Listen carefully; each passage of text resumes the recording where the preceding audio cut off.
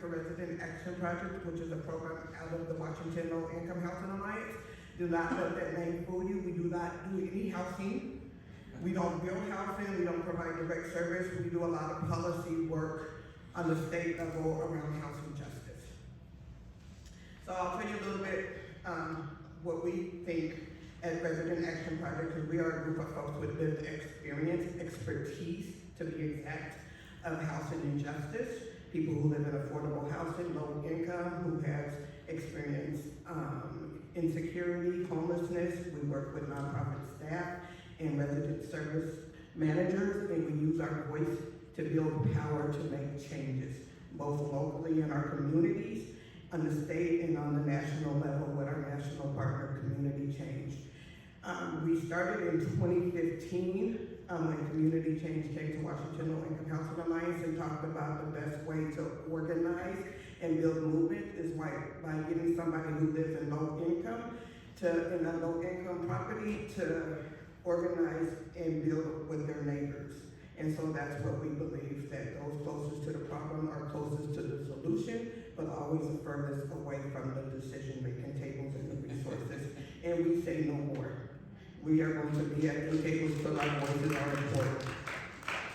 With that, I will be talking more about we use a housing justice narrative toolkit. So our theme, if you see the back of my shirt, these are some of our toolkits, our narratives. So like air to breathe and food to eat, safe shelter is a basic human need. It's basic, just like the food we eat and the air to breathe, and we need to make sure that we have housing for all, and that's what we work on, equitable, safe, and affordable housing across the state. And I have been in the different communities and counties as my job, so I've been up to Bremerton and seen their homelessness and their tiny homes. I've been here, because I live here, I'm a resident here, and it's different. Trying to get our administrators to help build housing or find a way to help our homeless, our unhoused folks, get into some type of shelter. So we need to come together as a community, and we appreciate our allies and our co-conspirators, but we also need people who are living it. Their voices need to be heard. I don't believe that anybody can be the voice of the voiceless, because I don't believe anybody is voiceless. I believe they're not encouraged to use their voice, and nobody passes them the mic for them to be heard. And so we need to start passing the mic.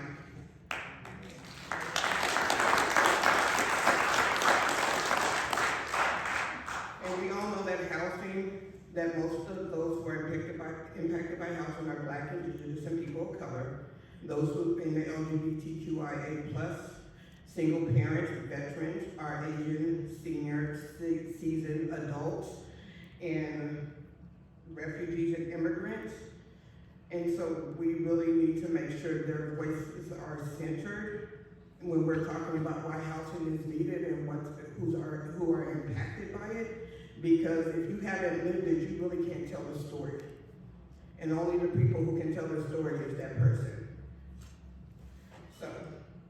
So there was a press release the other day, so what we're working on, a couple of our priorities is rich stabilization, and they talked about them bills on the last panel.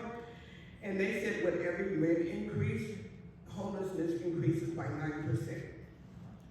So we need that, and if any landlords are in here, we understand it's your business, but we also gotta understand it's causing homelessness to increase by 9%. So if we're going to try to end homelessness, we have to start somewhere, right?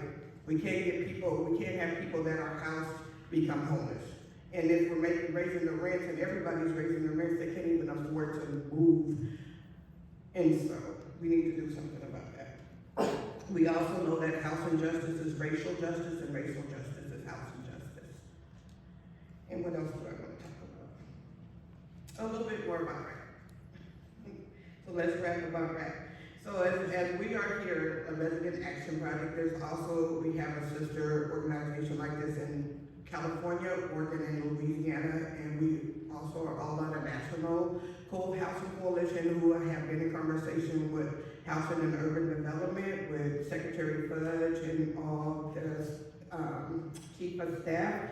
And we are meeting with them again this week so they can start doing a tour across the country, and go look at some of their properties that are not really habitable, and making sure that the people who are running, you know, the HUD buildings are taking care of the HUD buildings. And so, what else?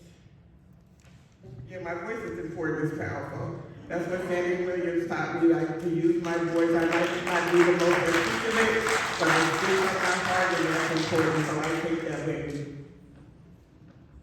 So, House Bill 1388 is sponsored by Marcy, Ramel, Peterson, Ty, Jurgensen, but efforts to continue tenants by prohibiting predatory residential rent practices and by applying the Consumer Protection Act to the Residential Landlord Tenant Act and Manufactured Mobile Home Landlord Tenant Act.